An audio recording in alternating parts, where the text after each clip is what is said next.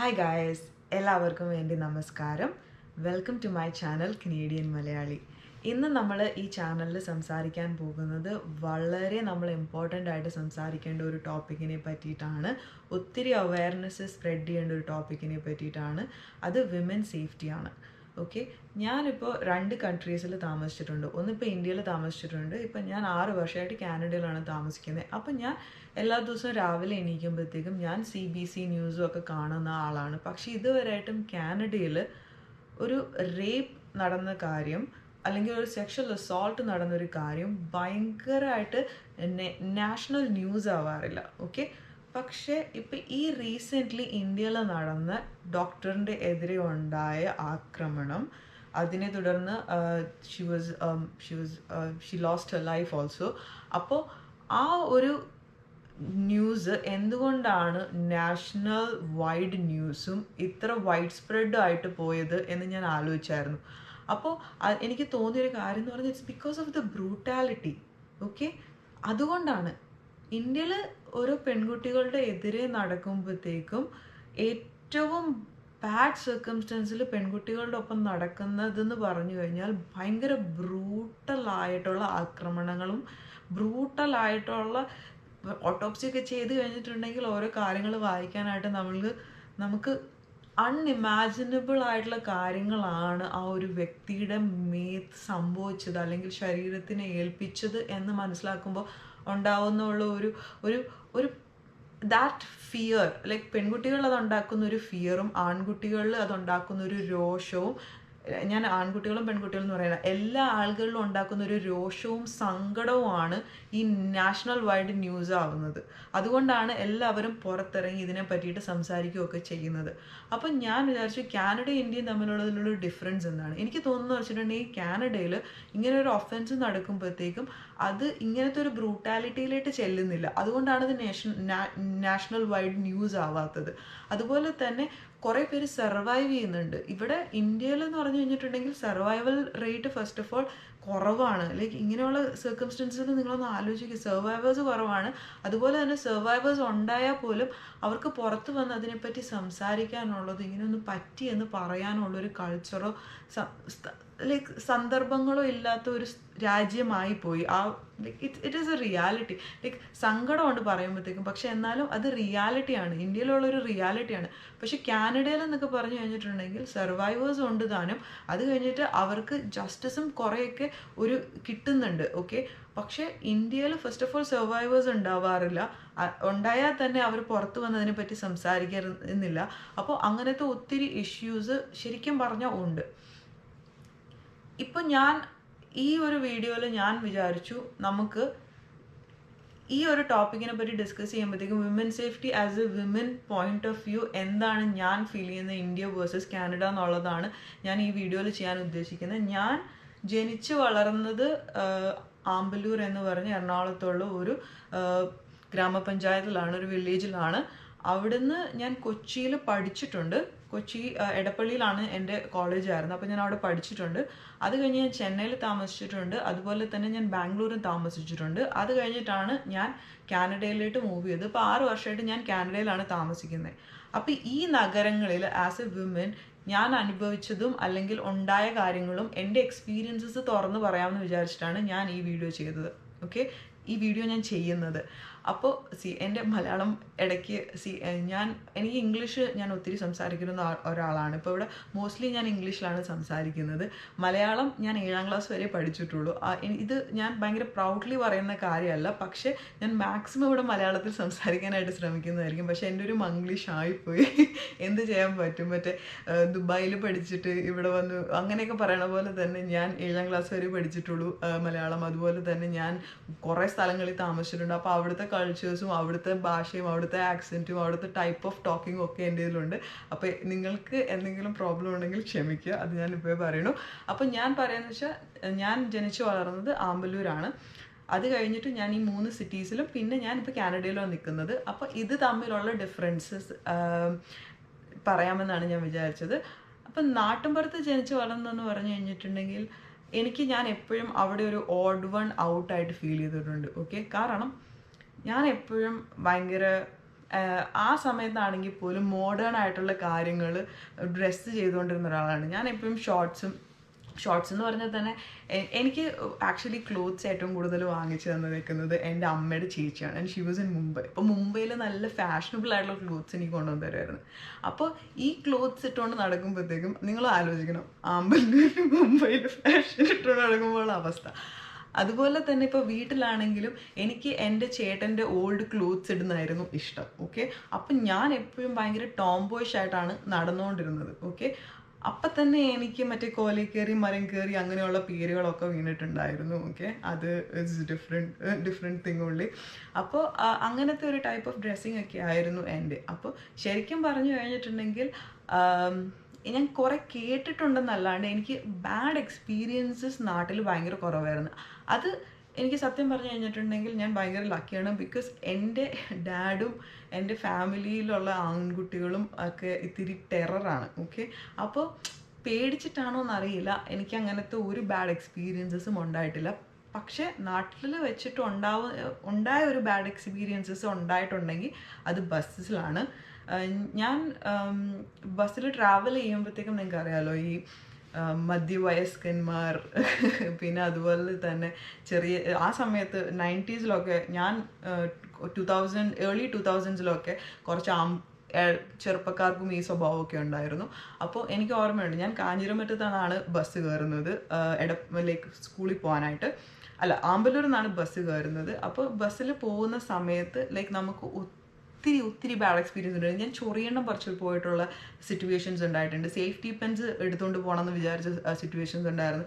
ഏറ്റവും സങ്കടം എന്ന് പറഞ്ഞിട്ടുണ്ടെങ്കിൽ സ്കൂളിൽ പഠിക്കുമ്പോൾ നമ്മൾ ഖോഖോ കളിച്ചിട്ട് നമുക്ക് ഇപ്പോൾ സ്കൂൾ ബസ്സിൽ പോകാൻ പറ്റില്ലല്ലോ. അപ്പോൾ ഫസ്റ്റ് ടൈം മുതൽ ഞാൻ ആദ്യമായിട്ട് സ്കൂൾ ബസ് വിട്ട് ലൈൻ ബസ്സിലൊക്കെ ട്രാവൽ ചെയ്യാൻ, പ്രൈവറ്റ് ബസ്സിൽ ട്രാവൽ ചെയ്യാൻ തുടങ്ങിയത്, അല്ലെങ്കിൽ പബ്ലിക് ബസ്സിൽ ട്രാവൽ ചെയ്യാൻ തുടങ്ങിയത് ഖോഖോ കളിക്കണമുണ്ടായിരുന്നു.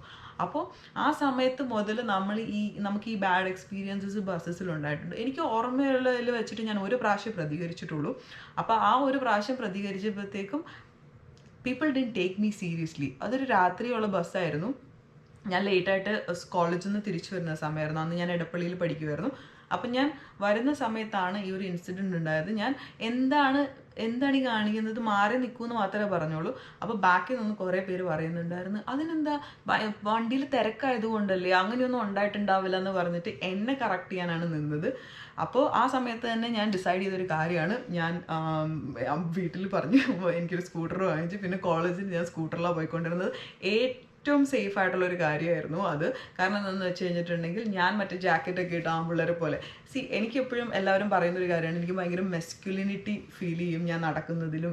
ഞാൻ ഭയങ്കര സീരിയസ് ആയിട്ട് ആളെ ഇങ്ങനെ ഇടിക്കുമെന്നും പറഞ്ഞാണ് നടക്കണേന്ന് പറയും. പക്ഷെ അത് ഒരു ഡിഫെൻസ് മെക്കാനിസമാണ് ഗൈസ്. ഇപ്പോൾ ഇവിടെ കാനഡ വന്നിട്ടാണ് ഞാൻ എൻ്റെ ഫെമിനിറ്റി, അതായത് എൻ്റെ വിമൻഹുഡിനെ കുറച്ചും കൂടെ എക്സ്പ്ലോർ ചെയ്യാനൊക്കെ തുടങ്ങിയിരിക്കുന്നത്.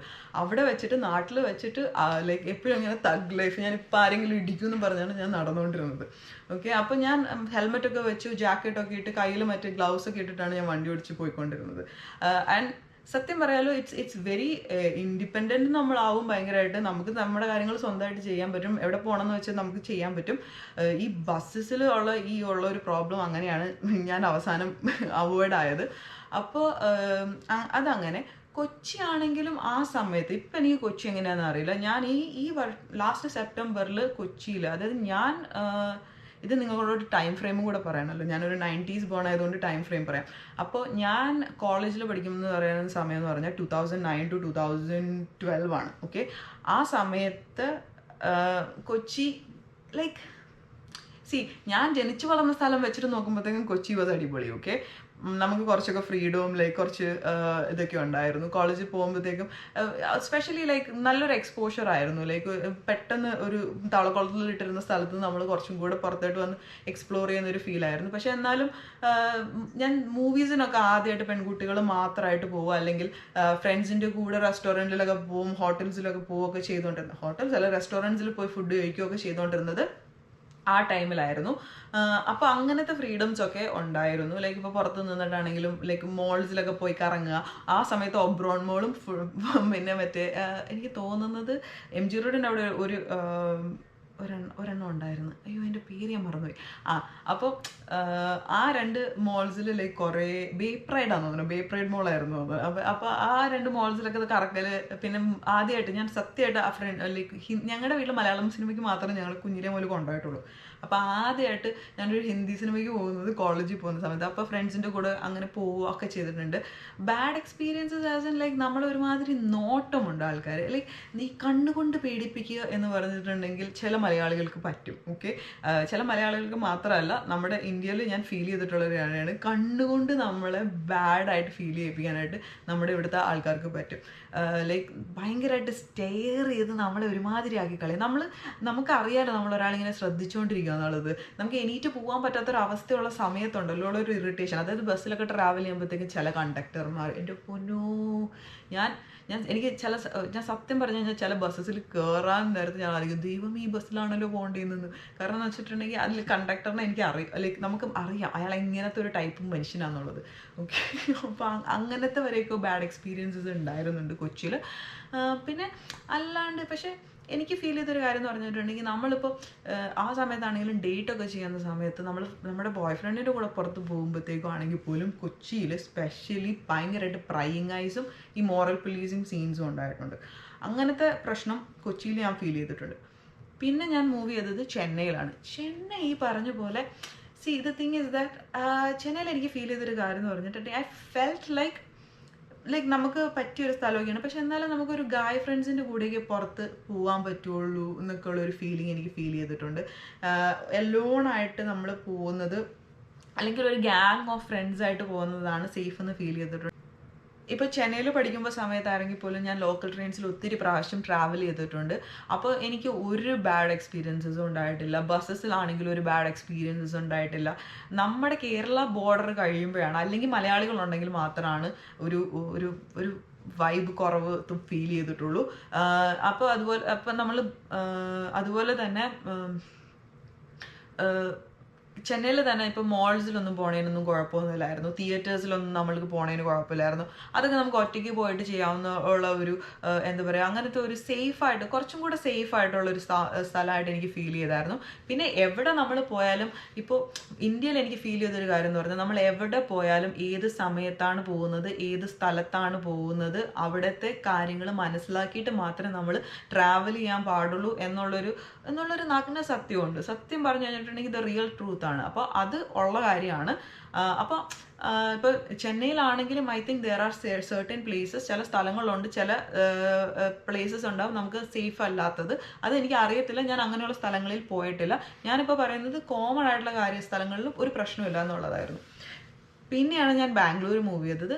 Bangalore I think for me എനിക്ക് ഫീൽ ചെയ്തത് one of the safest place ആയിട്ടാണ്. ഓക്കെ, കാരണം എന്താണെന്ന് വെച്ചിട്ടുണ്ടെങ്കിൽ, ഇപ്പോൾ രാത്രിയൊക്കെ ആണെങ്കിലും ഊബേഴ്സും അങ്ങനെയുള്ള കാര്യങ്ങൾ കിട്ടുകയും ചെയ്യും, നമുക്ക് പുറത്തിറങ്ങാൻ പറ്റും. ആരും ഇതുവരെയായിട്ടും എനിക്ക് ഒരു ബാഡ് എക്സ്പീരിയൻസസും ലൈക്ക് ഇൻ ബാംഗ്ലൂർ ഉണ്ടായിട്ടില്ല. ഞാൻ ഭയങ്കര ഫ്രീ ആയിട്ട് ഞാൻ പബ്സിൽ പോയിട്ടുണ്ട് രാത്രി ഫ്രണ്ട്സിൻ്റെ ഒപ്പം. ലൈക്ക് സ്മോക്ക് ചെയ്യുമായിരുന്നു ആ സമയത്ത് പുറത്തുനിന്ന്. ലൈക്ക് ബാഡ് ആസ് ലൈക്ക് ആ സമയത്ത് നമുക്ക് ഇങ്ങനെ പ്രൂവ് ചെയ്യണമല്ലോ. ഇപ്പം ഞാൻ സ്മോക്ക് ചെയ്യാറില്ല, and I don't ask you guys also to do it. അതിനൊരു കൂൾനെസ്സും ഇല്ല. മൂവീസിൽ സ്റ്റാർസൊക്കെ ചെയ്യുമ്പോഴത്തേക്കും ഭയങ്കര ഇതാണ്, പക്ഷെ നമ്മുടെ ലങ്സ് കുറച്ച് കളയുമ്പോഴത്തേക്കും എന്നൊക്കെ ആവാൻ ചാൻസ് ഉണ്ട്. So quit it while you are like while you can. ഭയങ്കര പാടാണെന്ന് എനിക്കറിയാം. എനിക്ക് ലൈക്ക് അനുഭവം ഉള്ളതുകൊണ്ട് പറയുകയാണ്, വൺസ് അഡിക്റ്റഡ് ഭയങ്കര പാടാണെന്ന് അറിയാം. പക്ഷെ നിർത്താവുന്ന ഒരു ശീലമാണ്. സോ ട്രൈ എന്ന് പറയുന്നുള്ളൂ. No forcing also. ഓക്കെ, ഞാൻ ആരെയും അങ്ങനെ ഫോഴ്സ് ചെയ്യുന്നില്ല ഓരോ കാര്യത്തിലും. അപ്പോൾ ഇതിൽ പുറത്ത് നിന്ന് ഞാൻ സിഗരറ്റ് കൊല്ലിക്കുമായിരുന്നു ആ സമയത്ത്.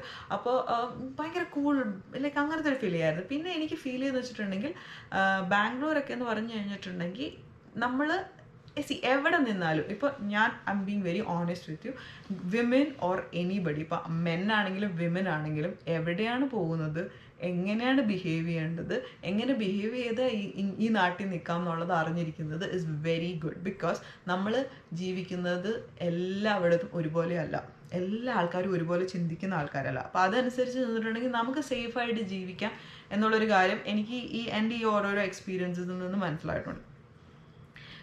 Bangalore was good for me. പക്ഷെ അതുപോലെ തന്നെ ഞാൻ ഈ പറഞ്ഞ പോലെ തന്നെ ബാംഗ്ലൂർ ആണെങ്കിലും നമുക്ക് എവിടെ പോവാം, എപ്പോൾ പോവാം, എങ്ങനെ പോവാം എന്നൊക്കെ ഉള്ളത് നമ്മൾ ഇറ്റ് ഈസ് എ തിങ്. ഇത് കഷ്ടമായ ഒരു കാര്യമാണെങ്കിലും ഇന്ത്യയിലെ ഒരു റിയാലിറ്റി ആണ് ഇത്, അല്ലേ? ഓക്കെ. അപ്പോൾ ഇപ്പോൾ എല്ലാവരും പറയുന്നുണ്ട് നമ്മുടെ മൈൻഡ് ചേഞ്ച് ചെയ്താൽ മതി എന്നൊക്കെ ഉള്ളത്. പക്ഷേ എനിക്ക് ഫീൽ ചെയ്യുന്ന വെച്ചിട്ടുണ്ടെങ്കിൽ ഈ ബ്രൂട്ടാലിറ്റി വരാനുള്ള reason, okay, the reason why there is so much brutality is because അവർക്കൊന്നും കിട്ടുന്നില്ല. Okay, I don't think their needs are being met in any ways. അപ്പോൾ ഒരു അൺലീഷിങ് ആയിട്ടാണ് എനിക്കിത് ഫീൽ ചെയ്യുന്നത്. And so I feel like കുറച്ചൊക്കെ ഞാൻ feel ചെയ്യുന്നത് വെച്ചിട്ടുണ്ടെങ്കിൽ പ്രോസ്റ്റിറ്റ്യൂഷനൊക്കെ ലീഗലൈസ് ചെയ്യും അങ്ങനത്തെ. ഇപ്പോൾ in US ലാസ് വേഗസ് പോലത്തെ ഒരു സ്ഥലമുണ്ട്, okay, where people go in a desert, okay, contained in a desert, a city is made and you can do whatever the hell you want to, okay. അപ്പോൾ അത്രയ്ക്ക് പ്രശ്നമുള്ള ആൾക്കാർക്ക് അവിടെ പോവാം, okay. അങ്ങനത്തെ ഒരു സാധ്യതയുണ്ട്. ഇന്ത്യയിൽ പക്ഷെ അങ്ങനെയല്ല. അവർ കാണും, ഇവർ കാണും, മറ്റവർ കാണും, മറിച്ചവർ കാണും, പിന്നെ പൈസ ഉള്ളവരാണെങ്കിൽ ബാങ്കോക്കിൽ പോകും, അല്ലേ? ഓക്കെ, അങ്ങനത്തെയൊക്കെ അവസ്ഥയാണ്. സോ ഇത് ഞാൻ പറയണത് കുറച്ചൊക്കെ ഈ ബ്രൂട്ടാലിറ്റിയുടെ റീസൺ അതാണെന്ന് എനിക്ക് ഫീൽ ചെയ്യുന്നുണ്ട്. പിന്നെ മനുഷ്യനിൽ മൃഗമുണ്ടെന്നുള്ളത് കൊണ്ടാണല്ലോ ഇങ്ങനെയൊക്കെ സംഭവിക്കുന്നത്. അപ്പോൾ ഇത് എന്താ പറയുക, I can't even imagine it. അത് ഇമാജിൻ ചെയ്യുന്ന ആൾക്കാർ എന്ത് മെൻറ്റാലിറ്റി ആണെന്നുള്ളത് എനിക്ക് അറിഞ്ഞുകൂടാ. അതിനെ പറ്റിയിട്ടല്ലല്ലോ നമ്മുടെ ടോപ്പിക്. അപ്പോൾ എനിക്ക് ഏറ്റവും കൂടുതൽ ഞാൻ സേഫായിട്ട് ഫീൽ ചെയ്തേക്കുന്നത് കാനഡയിലാണ്. കാനഡയിൽ വന്നതിന് ശേഷമാണ് ഞാൻ എന്താ പറയുക, സത്യം പറഞ്ഞു കഴിഞ്ഞിട്ടുണ്ടെങ്കിൽ ബിക്കിനിയൊക്കെ ഇട്ട് തുടങ്ങിയത്. ഞാൻ ഗോവയിൽ വെച്ചിട്ട് ഒരു പ്രാവശ്യം ഇട്ടിട്ടുണ്ടായിരുന്നു ബിക്കിനി, എൻ്റെ ഒരു ഫ്രണ്ടിൻ്റെ കല്യാണത്തിന് പോയപ്പോഴത്തേക്കും. പക്ഷേ ആ സമയത്താണെങ്കിൽ ഒരു 20 minutes ഒക്കെ വെള്ളത്തിൽ നിന്ന് കഴിഞ്ഞപ്പോഴത്തേക്കും എനിക്ക് മനസ്സിലായി ഫോറിനേഴ്സിന് ചിലപ്പോൾ ആൾക്കാർ പുറകെ നടന്ന് ശല്യപ്പെടുത്തുമല്ലെങ്കിലും ഇന്ത്യൻ പെൺപിള്ളേരെ അല്ലെങ്കിലും ഇങ്ങനെ വായി നോക്കുമെന്ന്. അപ്പോൾ തന്നെ ഞാൻ കയറി പോരേണ്ടി വന്നു. പിന്നെ അത് കഴിഞ്ഞിട്ട് പിന്നെ ഇവിടെ വന്നിട്ടാണ്. അപ്പോൾ എന്നാലും ഇതിനൊക്കെ ഓരോ സ്റ്റേജസ് ഉണ്ടായിരുന്നു. ഇപ്പോൾ ആദ്യമൊക്കെ എന്ന് പറഞ്ഞു കഴിഞ്ഞിട്ടുണ്ടെങ്കിൽ എനിക്ക് ഭയങ്കര അൺകംഫർട്ടബിൾ ആയിട്ട് ഫീൽ ചെയ്തൊരു കാര്യമാണ് ബിക്കിനീസ് ഒക്കെ ഇടുക എന്നൊക്കെ ഉള്ളത്. അത് ഞാൻ പറഞ്ഞില്ലേ, ഈ പാസ്റ്റ് ട്രോമാസും നമ്മൾ അനുഭവിച്ചതൊക്കെ നമ്മുടെ തലയിൽ കിടക്കുന്നുണ്ടല്ലോ. അപ്പോൾ അവിടെ നിന്നല്ല എവിടെ നിന്ന്, അല്ലെങ്കിൽ നമ്മുടെ ഉള്ളിൽ നിന്ന് തന്നെ നമുക്കൊരു ഭയമുണ്ട്, ഒരു പേടിയുണ്ട്. At the end of the day എല്ലാ പെൺകുട്ടികളും, ഇപ്പോൾ ഇന്ത്യ ജനിച്ചു വളർന്ന എല്ലാ പെൺകുട്ടികൾക്കും ആ ഒരു പേടിയുണ്ടെന്നാണ് എൻ്റെ ഒരു വിശ്വാസം. ഇപ്പോൾ ഞാൻ എല്ലാ പെൺകുട്ടികൾക്കും വേണ്ടി സംസാരിക്കാമെന്നല്ല പറയുന്നത്, പക്ഷേ എനിക്ക് ആ പേടിയുണ്ട്, ഉള്ളിൽ ആ ഒരു ഫിയർ ഉണ്ട്, ദാറ്റ് ഞാൻ സേഫാണോ അല്ലയോ എന്നുള്ളത്. അപ്പോൾ ആ ഒരു റീസൺ കൊണ്ടായിരിക്കാം ഇപ്പോഴും ഞാൻ എന്താ പറയുക, എനിക്ക് ഭയങ്കര ലൈക്ക് ആദ്യമൊക്കെ ഭയങ്കര വന്ന സമയത്തൊക്കെ എനിക്ക് ഭയങ്കര ലൈക്ക് ഉള്ളിൽ നിന്ന് ഒരു പേടി ഉണ്ടായിരുന്നു. പക്ഷേ at the end of the day എനിക്ക് മനസ്സിലായി, നമ്മൾ ഫ്രീഡം കിട്ടുമ്പോഴത്തേക്കും, വിമന് സ്പെഷ്യലി ഫ്രീഡം കിട്ടുമ്പോഴത്തേക്കും എന്ത് അടിപൊളിയാണെന്നുള്ളത് എനിക്ക് കാനഡ വന്നപ്പോഴാണ് മനസ്സിലായത്. ഇപ്പോൾ ഞാൻ താരതമ്യം ചെയ്യുവാന്ന് ഫീൽ ചെയ്യരുത്, പക്ഷേ കാനഡയിൽ വന്നപ്പോഴത്തേക്ക് എനിക്ക് ഫീൽ ചെയ്ത് ഇവിടുത്തെ പെൺകുട്ടികൾ കുറച്ചും കൂടെ സെൽഫ് സഫീഷ്യൻ്റ് ആണ്. കുറേയല്ല, അവർ വളരെയധികം സെൽഫ് സഫീഷ്യൻ്റ് ആണ്. ഞാനിപ്പോൾ സ്കൂൾ ബസ് ഡ്രൈവറായിട്ട് ജോലി ചെയ്തപ്പോൾ ഞാൻ ഭയങ്കര ഞാൻ ഗേൾ ഡ്രൈവർ അതൊക്കെ എന്ന് വിചാരിച്ച് ചെന്നു. അപ്പോൾ അവിടെ ചെന്നപ്പോഴത്തേക്കും അവിടെ ഒട്ടുമിക്ക സ്റ്റാഫും പെണ്ണുങ്ങളാണ്. ലൈക്ക് എല്ലാ പ്രായത്തിലുള്ള ആൾക്കാരും പെണ്ണുങ്ങളാണ് കൂടുതൽ അവിടെ ജോലി ചെയ്യണത്. അപ്പം ഞാനത് ഭയങ്കര അത്ഭുതത്തിൽ വന്നിട്ട് എൻ്റെ ഹസ്ബൻഡിൻ്റെ അടുത്ത് പറഞ്ഞപ്പോഴത്തേക്കും എൻ്റെ ഹസ്ബൻഡ് എന്നോട് പറഞ്ഞു, ചിരിച്ചുകൊണ്ട് പറഞ്ഞു, അവന് ഇത്രയും നാളായിട്ട് കുഞ്ഞിലെ മുതൽ മോസ്റ്റ്ലി അവന് മറ്റേ ഫീമെയിൽസ് ആണ്. അപ്പോൾ 90s മുതൽ 1994 അവൻ സ്കൂളിൽ പോകാൻ തുടങ്ങിയെന്ന് വിചാരിച്ചു. ആ സമയം മുതൽ അവന് വിമനാണ് അവനെ വണ്ടി ഓടിച്ചുമൊക്കെ ചെയ്തുകൊണ്ടിരുന്നത്. അപ്പം അത് വെച്ച് നോക്കുമ്പോൾ നമ്മൾ എന്തോരം പുറകോട്ടാണെന്ന് ചിന്തിക്കേണ്ടിയിരിക്കുന്നു. പെൺകുട്ടികൾക്ക് സുരക്ഷിതത്വം കൊടുക്കേണ്ട അവസ്ഥ വരണ്ട. ഇപ്പോൾ കഴിഞ്ഞ ദിവസം ഞാനൊരു റീല് കണ്ടായിരുന്നു, അതിൽ പറഞ്ഞ കാര്യം ശരിക്കും പറഞ്ഞ സത്യമാണ്. കറി ഉണ്ടാക്കാനും ചോറുണ്ടാക്കാനുള്ള സമയത്ത് പ്രതികരിക്കാനും ഇടിക്കാനും പഠിക്കണം. പഠിച്ചില്ലെങ്കിൽ നമ്മൾ എന്താ പറയുക, നമ്മളെ ചൂഷണം ചെയ്യുന്ന ഒരു നാട്ടിലായി പോയി നമ്മൾ ജീവിക്കുന്നത്. ഒന്നും ചെയ്യാൻ പറ്റില്ല. ഇപ്പോൾ ഞാൻ അവിടെ അല്ല താമസിക്കുന്നെങ്കിലും, ഞാൻ അവിടുത്തെ സിറ്റിസൺ അല്ലെങ്കിൽ പോലും എനിക്ക് ഇന്ത്യ മഹാരാജ്യം എന്ന് പറഞ്ഞിട്ടുണ്ടെങ്കിൽ ഭയങ്കര ടു മൈ ഹാർട്ടാണ്. ഓക്കെ, എൻ്റെ വീട്ടുകാരിപ്പോഴും അവിടെയാണ്. എനിക്ക് പറ്റുമെങ്കിൽ അങ്ങോട്ട് ഞാൻ പൈസ അയച്ചു കൊടുക്കുന്നുണ്ട്. ഇവിടുന്ന് ഉണ്ടാക്കിയിട്ട് ഞാൻ അങ്ങോട്ട് അയച്ചു കൊടുക്കാനാണ് ശ്രമിക്കുന്നത്. ബിക്കോസ് എൻ്റെ ഫാമിലി എൻ്റെ ഒരു പാർട്ട് അവിടെയാണ്. ഓക്കെ, അപ്പോൾ ഇന്ത്യനെ പറ്റി സംസാരിക്കാനുള്ള ഒരു അധികാരം എനിക്ക് ഉണ്ടെന്ന് തോന്നുന്നു. 28 വയസ്സ് വരെ ഞാൻ ജനിച്ച വളർന്ന മണ്ണുമാണ്. ഓക്കെ, അപ്പോൾ അവിടുത്തെ സ്ത്രീകളുടെ സുരക്ഷ എന്ന് പറയുന്നത് എന്നെ ഒരു ടോപ്പിക് എന്ന് പറയുന്നത് it is important to my heart. അപ്പോൾ അതുകൊണ്ടാണ് ഞാൻ ഈ വീഡിയോ ചെയ്തത്. നിങ്ങൾക്ക് ഈ വീഡിയോ ഇഷ്ടപ്പെടുവാണെങ്കിൽ please don't forget to subscribe. അപ്പോൾ ഇന്നത്തേക്ക് ഇത്രയേ ഉള്ളൂ. എല്ലാവർക്കും ഒരു നല്ല ദിവസം ആശംസിക്കുന്നു. ബൈ.